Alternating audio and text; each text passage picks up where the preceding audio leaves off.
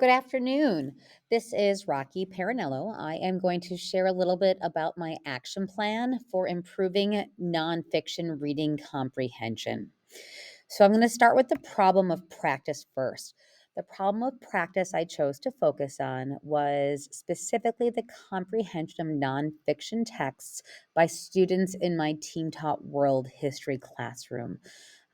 Partially why, as I know, as a content teacher, oftentimes we focus specifically on content rather than on skill instruction. The other thing is that being at the team taught level, which is the lower level of history classes, students in my class tend to really have difficulty with reading comprehension across all content areas. And that also realistically, um, it is important that we focus not just on content, but on skill instruction. So, looking at the data, this is the data that I gathered from the World History Skills test that we do. It's a pre and post test at the start of the semester and at the end of the semester. There are a total of 40 questions, 30 of which are based on the comprehension of nonfiction tests. The blue, obviously, being the pre-test. And I was not surprised with how much of a challenge the pre-test was. What was surprising is the red column, which is the post-test. Yes, there was growth. But the students still struggled, with the majority of students scoring probably 70% or below on the test. And so I guess looking at this data, it caused me to question, was it because of the challenges that they experience with reading? The other data I took a look at was their PSAT scores, specifically in regards to reading. And I was significantly surprised to see that over half of the class was in the needs to strengthen their reading skills area. So it definitely shows that many of our students struggle with reading skills. So in regards to some of the research that I completed was that the researchers agreed with me, and that was the fact that high school teachers often focus on content rather than on skill, and that not just my students, but many high school students still struggle with literacy and with reading comprehension. The other thing which I personally experienced and could agree with is the fact that as a high school teacher, we're not typically trained in teaching reading skills. We're trained in focusing on our content, how to teach history, for example, rather than how to teach students how to read. And then, of course, the research really did point to the importance of teaching reading skills. So, the strategies that I was able to find to help support reading comprehension nonfiction materials at the high school level were four different strategies, but all really did follow along the same ideology of teaching the students how to make meaning within the text that they are reading.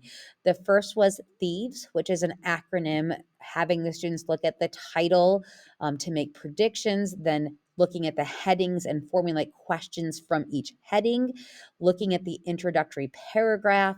Then, before you even read, taking a look at every single beginning sentence of each paragraph, using the visuals in the text as well as looking at the new terms before even reading, also looking at the end of the chapter questions, and then finally, after you complete the reading, formulating a summary of what you've read.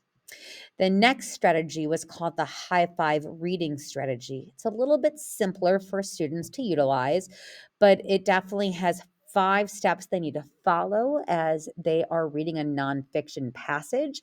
That is starting by thinking about what they already know about the topic, formulating questions before they read, looking at the text structure, looking at the headings, looking at the graphics, looking at the pictures, the images, and the maps.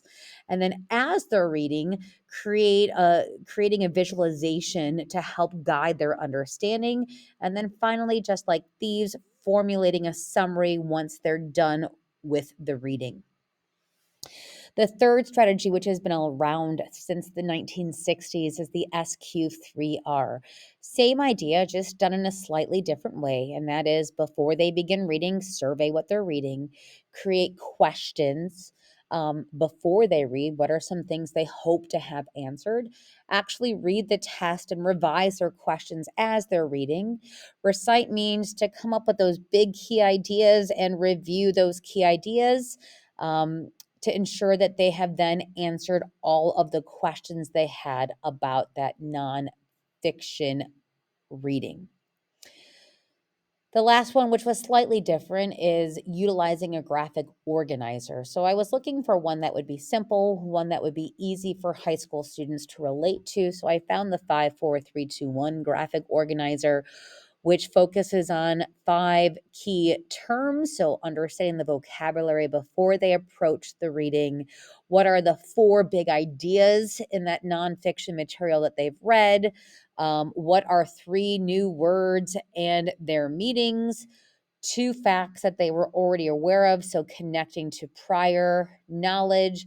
And then, what questions do they still have?